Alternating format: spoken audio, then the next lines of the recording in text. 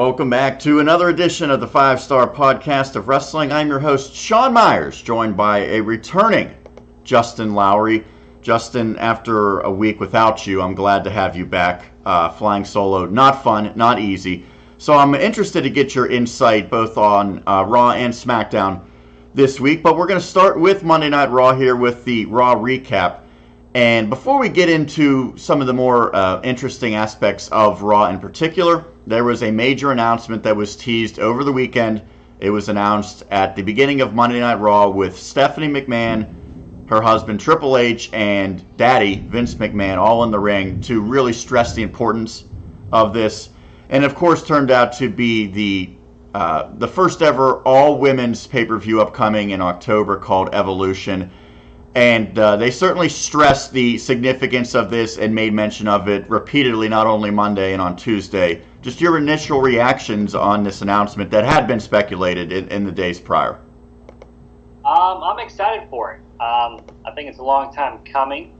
I'm looking forward to it. I expect it to be a good show, only because it really has to be. If it's a letdown, then they might never get another opportunity. But I expect big things, and I was really excited to hear that all the titles are going to be defended, even the NXT title and the finals of the Mae Young Classic. Now, one thing that we should mention is, while this is a big announcement now, it's actually going to be a few months from now. So they will have time, hopefully, to really build some interest. I'm starting to get the feeling that some of their biggest storylines might actually take place at this event, as opposed to SummerSlam. And you can understand why they would do that. To your point, Justin, it has to be a big show. Do you think that they're basically going to treat their storylines culminating at Evolution, sort of like how you would with a WrestleMania build? Yes, I think for the women, this is their WrestleMania. And maybe that explains why all of a sudden Bayley and Sasha are back to being besties again. Like when it seems like they were pushing towards the match, maybe they decided to hold off SummerSlam and have that match there, which then, okay, makes sense. I get that. Draw it out even further. Right, and I mean, they have to have storylines going into it. I don't want to see them just like, here's a show, all women, and here are the matches just because. I do want to see reasons why we're having these matches and storylines. Plus, I mean, I saw that Mickie James is already, out there hoping to face Trish on the pay-per-view. I would like something like that too. I don't mind if you bring back a couple of the old divas that can still go and give us that type of matchup. One thing that I really took away from the promo in particular was Stephanie, because I think Triple H does a great job more times than not. Even though he's a bad guy, I think the fans understand his passion and that he's really trying to do the right thing most of the time. I don't know that Stephanie, you get that same feeling with her at times. The thing that she noted was, it sort of was kind of condemning the way that WWE had booked women for a long time. She said, it went from 30-second matches to main events all because of the fans. And there's some truth to that, because we all remember the, give divas a chance and so on and so forth. But isn't this sort of kind of bringing to the forefront the mismanagement of women by WWE for such a long time that, it basically was the overpouring of reaction from fans that finally prompted this, and not the company's vision of equality and recognizing the talents of these women who for decades they had squandered?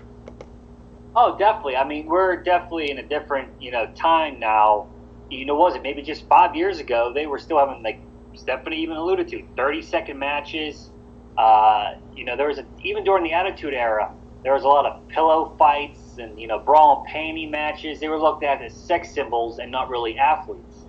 And, it's a shame, like someone like Beth Phoenix was there during a time where, she didn't get that look in the matches. Like, think of Beth Phoenix in her prime now. There's a lot of women that missed out, and, that's a shame. But I think AJ Lee was probably about a year or two too early. And even Caitlyn, who announced the comeback. She'll be back in the Mae Young at least. It's going to be nice to see her be able to, wrestle these women.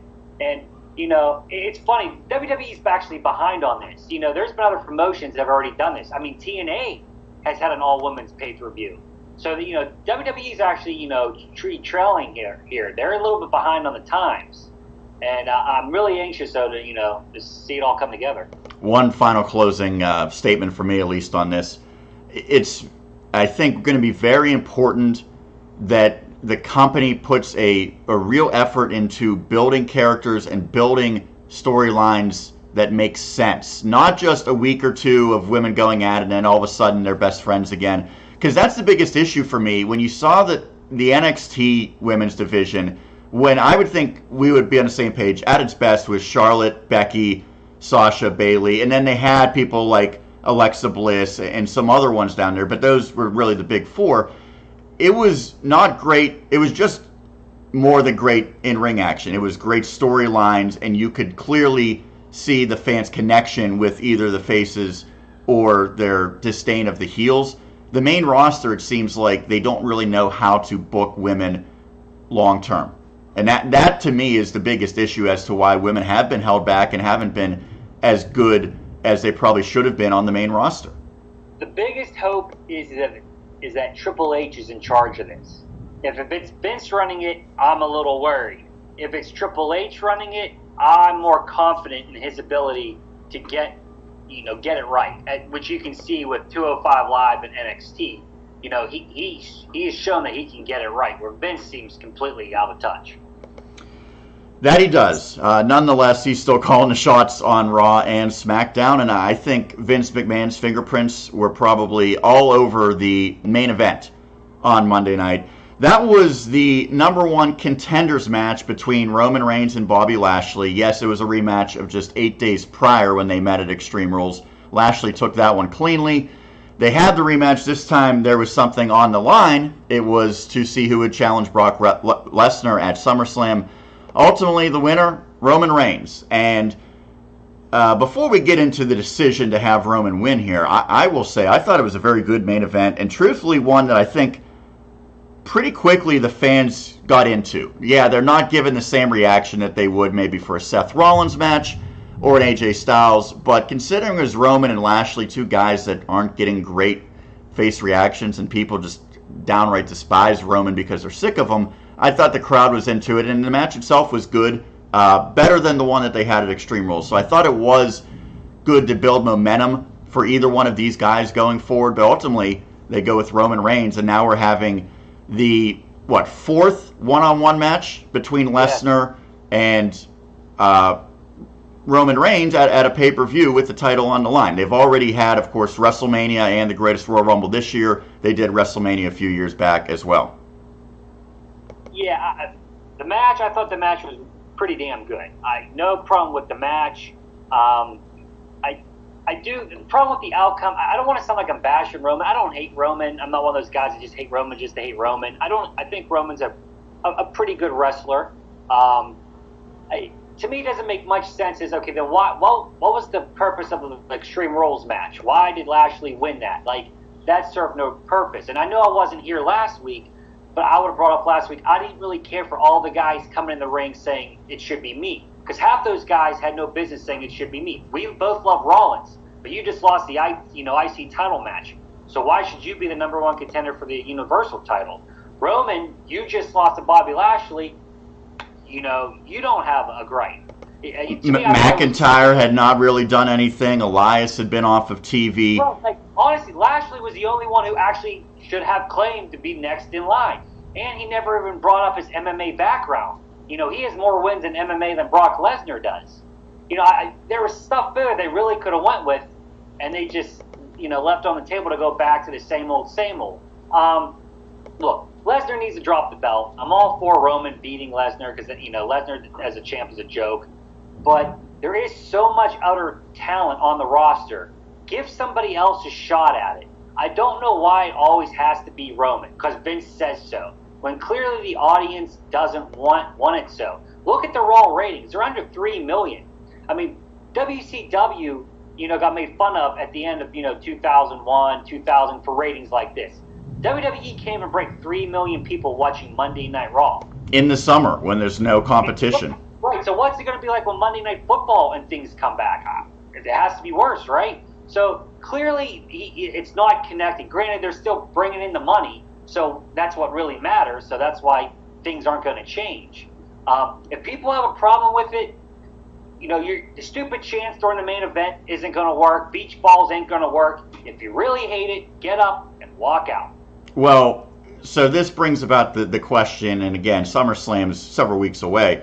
Do they put Roman in this so that it gives them an easy out of having Braun Strowman potentially walk away with the title at SummerSlam? I thought of that. I mean, because they've done this match so many times that I think doing it again, everyone's going to want Braun getting involved, and it becomes even bigger if he does ultimately cash in. Well, I think people are going to be waiting for that. I think, if SummerSlam does end with Roman winning and there is not a cash in, I think a lot of people are going to be disappointed. And that's probably why people might stay. Like, if you really wanted to make a point and get up and leave, why would you do that if you think, Braun's going to cash in? You want to see that moment. I won't even mind a triple threat match with Bobby Lashley, getting thrown in there saying, well, I beat you earlier, now it's 1-1. Anything better than a one-on-one match. We just seen it so much, and it seems like every time Lesnar comes back, it's the only face Roman Reigns. It's like blood to me. I know it's going to happen. There's nothing I can do about it. I'm not going to whine about it, but it just kind of sucks. And it will be interesting to see what Bobby Lashley ultimately does do at SummerSlam. Before we jump into the next thing, which is the tag team title rematch on Raw, with Roman and Lesnar seemingly a one-on-one match in a single fall match in all likelihood, that is a rematch that we've seen several times throughout 2018. Also announced on Raw, Kevin Owens, Braun Strowman, they went from having a cage match to just having another one-fall match, albeit with the stipulation of the Money in the Bank briefcase on the line. And at least for now, we're getting Rollins Ziggler again. They went from the Iron Man 30-minute match to a one-fall match. So it seemed like they're going in the opposite direction with a lot of these really good matches initially that we've already seen now with stipulations, and then you kind of strip away the stipulation. What's the intrigue for people to tune into these matches, especially when it's SummerSlam, which is supposed to be the biggest matches outside of WrestleMania all year long? Right, I 100% agree. They're doing it backwards. Like an Iron Man match, a steel cage match, those should end feuds, not be in the middle or the start. To me, once again, I've been on here many times saying creative has no idea what they're doing. They have really no plans in place. I swear they week to week they just fly by and you think of things randomly. I mean, they should be moving on to something different. I mean, do I like Seth and Ziggler in their matches? Yes. Am I happy to see it again? I'm sure it's going to be a good match. That's the only one I think might end up changing. I think they might get Finn and Drew McIntyre involved ultimately in that one. And that's fine, but it would be much better than another rematch on the Raw side. Right. It's just like, how many rematches why do we have to feuds usually go above 3 pay-per-views, I get that. But they're really dragging them out, because now you're getting the match at the pay-per-view, but then you're also getting some type of match on Raw, and you see the same guys wrestle 7 or 8 times in some type of combination, whether it's a tag team, a triple threat, or this or that, and by the end of the feud, you're just whatever, and ready to move on. Well, luckily, when we get to the SmackDown summary, good news, it will not be AJ Styles and Nakamura at SummerSlam. They're not going rematch on the blue brand, at least. So let's jump into the tag team titles on Raw. We haven't talked much about them recently because they haven't been real significant. I think that's probably going to continue to be the case just because they don't have talent that they focus on a regular basis. The Revival's been up and down with some injuries. Authors of Pain got the big push at the start, disappeared. Now they're back a little bit.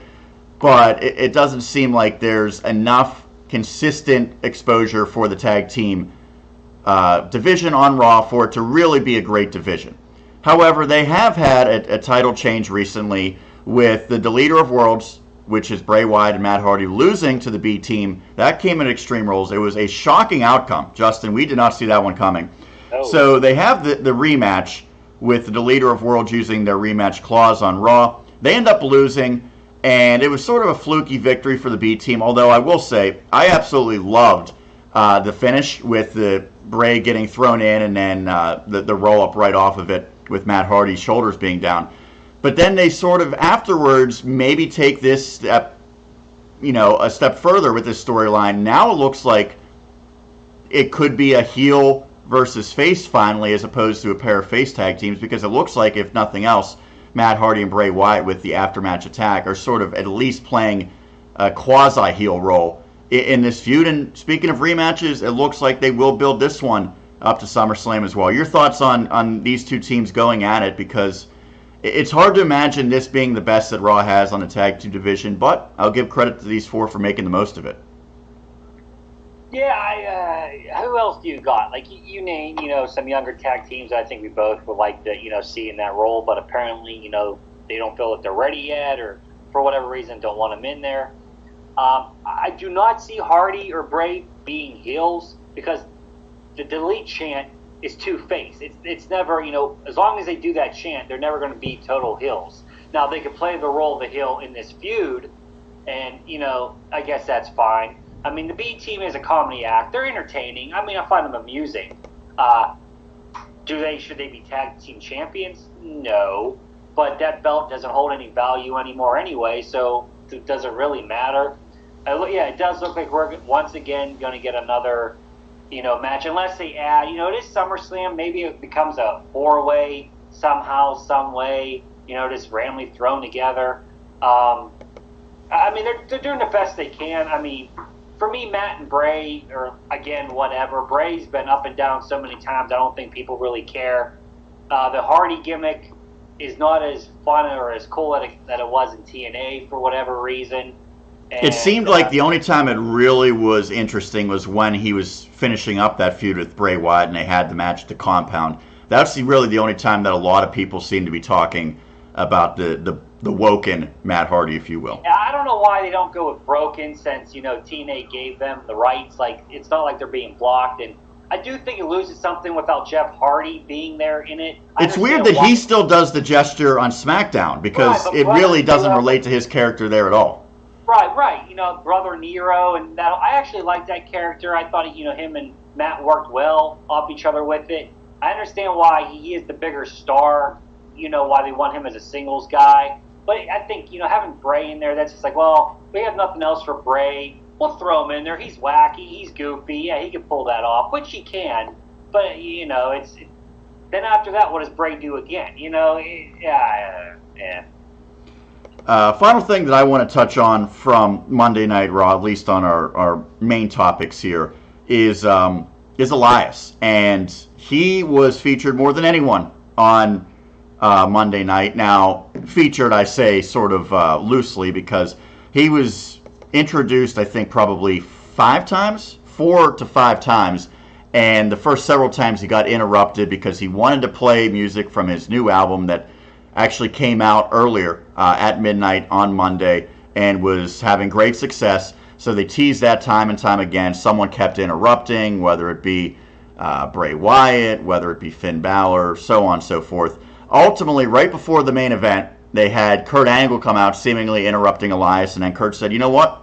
The floor is yours, go ahead. And then Elias started singing, ultimately decided he just wasn't feeling the crowd there.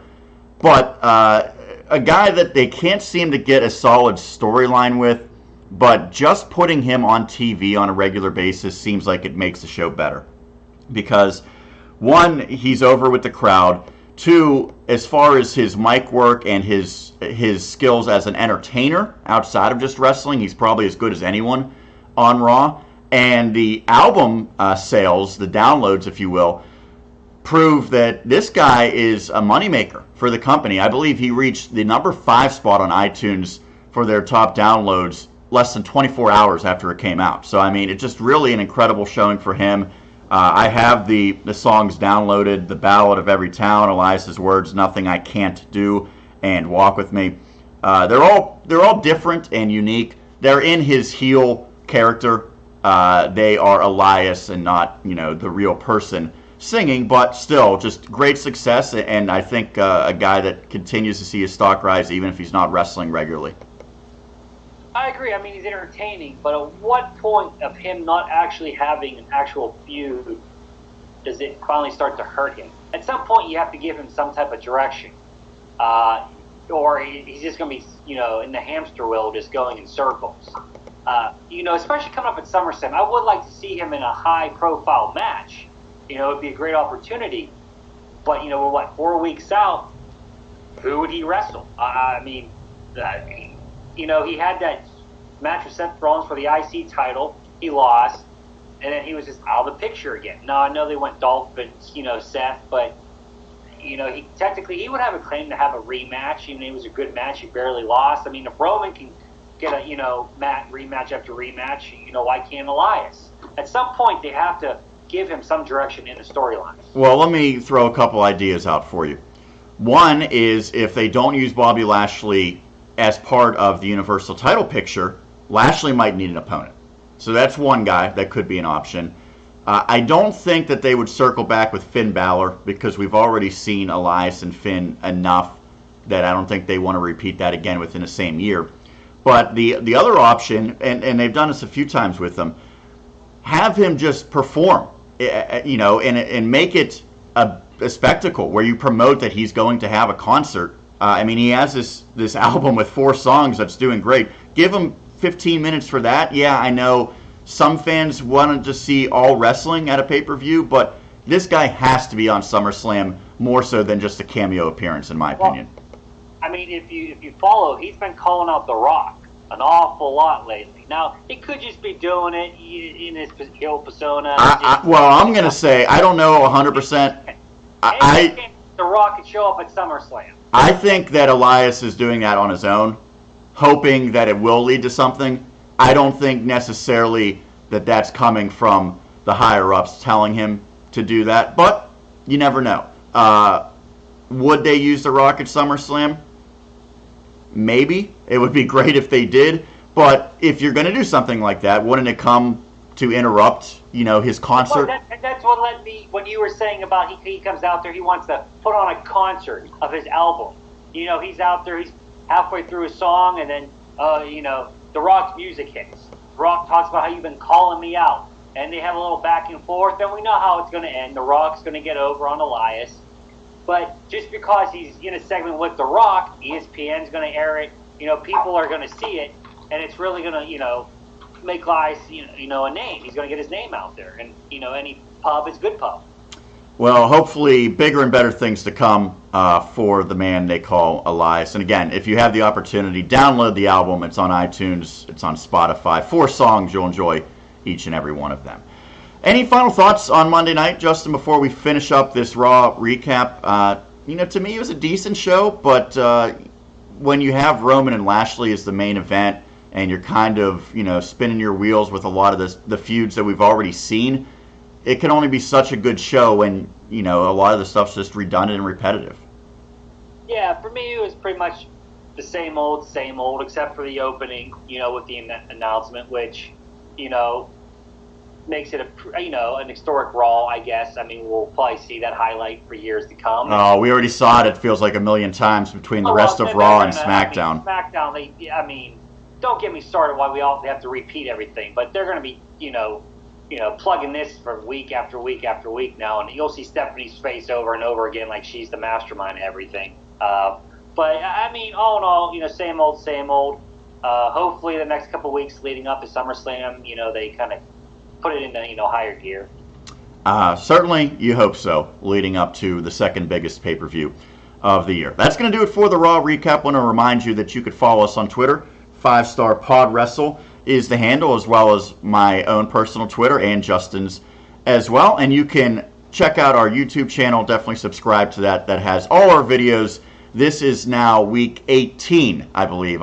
Too many for me to keep track of, but this is the 18th week that we've been filming, so you can go back and check out all the previous episodes as well. But that's going to do it for the Raw recap. We'll be back momentarily with our thoughts on SmackDown with the SmackDown summary. That continues here on the 5-Star Podcast of Wrestling.